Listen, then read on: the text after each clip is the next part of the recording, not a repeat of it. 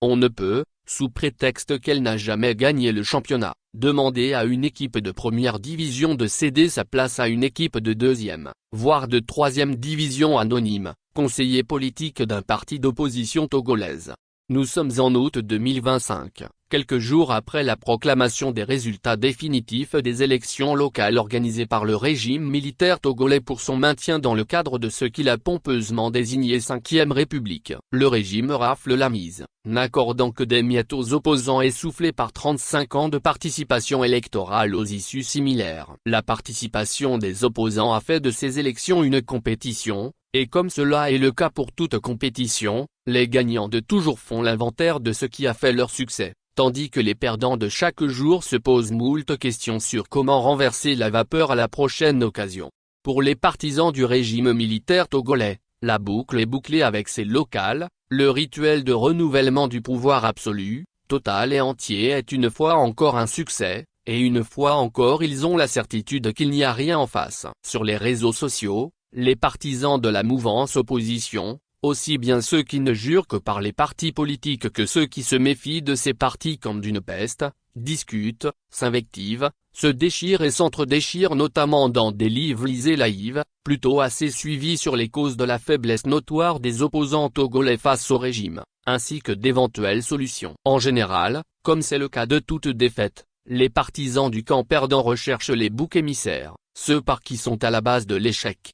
L'une des solutions, qui sonne comme un décret mais que j'appellerais un raccourci, ce sont les appels lancés par certains leaders d'opinion aux opposants à céder la place, des appels qui se font avec autant d'insistance et de véhémence que d'autres qui appellent au départ de Faure Gnassingbé du pouvoir. Pour ces voix respectables et écoutées dans les cercles de la mouvance opposition, les opposants togolais devraient débarrasser le plancher car ils ont autant échoué dans la quête de l'alternance politique que leur adversaire Faure Gnassingbé ne l'a été dans sa gouvernance du Togo.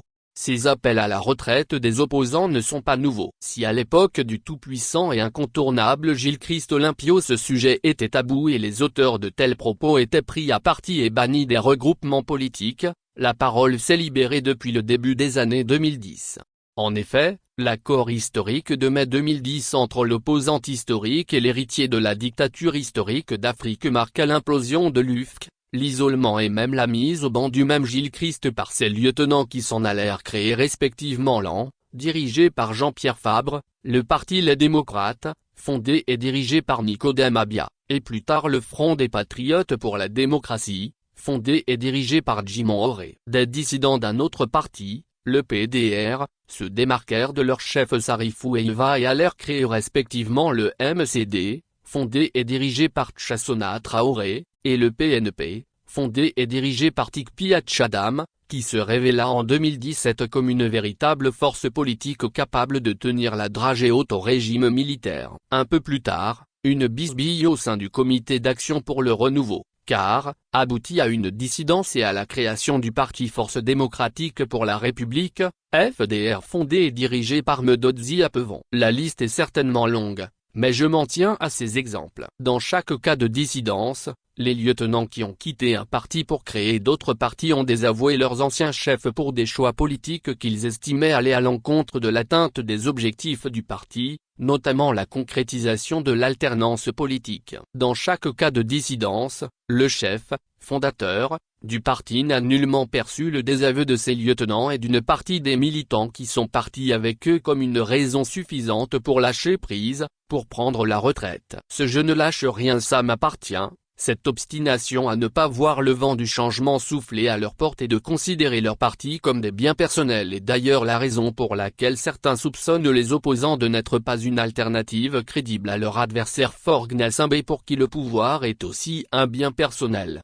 Cette historique est importante parce qu'elle constitue une réponse assez éloquente à ceux qui demandent aux opposants togolais de s'éclipser, de se retirer de la scène politique, quel que soit le désaveu de leurs partisans et les attaques de leurs rivaux, que l'alternance se concrétise ou pas, ils ne quitteront pas la scène. Les exemples ci-dessus, notamment en ce qui concerne l'AN et le PNP prouvent à suffisance que la présence des opposants de longue date n'empêche pas l'émergence de nouveaux opposants, c'est même un catalyseur de cette émergence. Tout est dans le message que les nouveaux opposants apportent, Dans les tactiques et stratégies qu'ils adoptent d'abord dans la lutte pour l'alternance, et ensuite dans la reconstruction du Togo une fois que l'alternance sera concrétisée.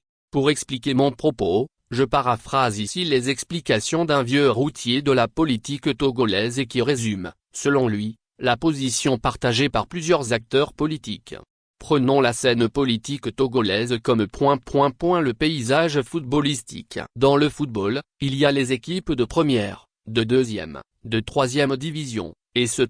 Les équipes regroupées au sein d'un championnat compétissent, les meilleurs passent en une division supérieure tandis que les moins performants sont relégués en division inférieure. Lorsqu'on prend une équipe de première division, c'est une équipe qui a commencé en troisième division, a compéti et s'est qualifiée pour la deuxième division, a continué par compétir avant de se retrouver en première division. Une fois en première division, elle compétit encore et toujours pour y rester. Il ne viendrait jamais à quelqu'un l'idée de demander qu'une équipe de première division qui n'arrive pas à gagner le championnat de première division laisse sa place à une autre équipe d'une division inférieure ou à une nouvelle équipe qui vient de se constituer.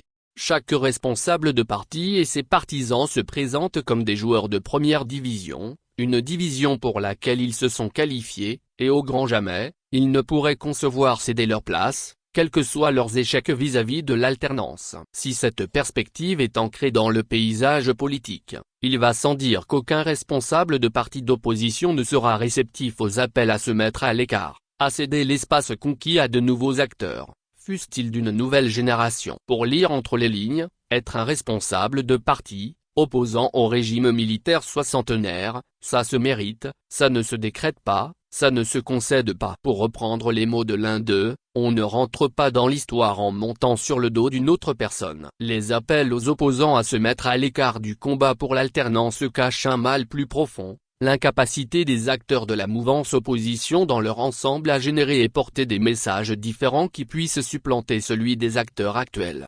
Le départ collectif des vieux opposants, des opposants de carrière comme on les désigne ironiquement, n'aboutirait pas forcément à leur remplacement par ceux qui ont des qualités politiques plus désirables, d'autant plus qu'il y aura toujours en face le même régime avec sa brutalité et ses bassesses. C'est plutôt aux opposants émergents qu'il appartient de se démarquer par un message, une stratégie et des tactiques différents, et de s'imposer face aux anciens. Le peuple togolais, quant à lui, saura faire la différence, et le manifestera dans les urnes ou dans la rue. Ben Yaya, New York, 11 août 2025. Actualité featurée d'opinion pays politique société Togo.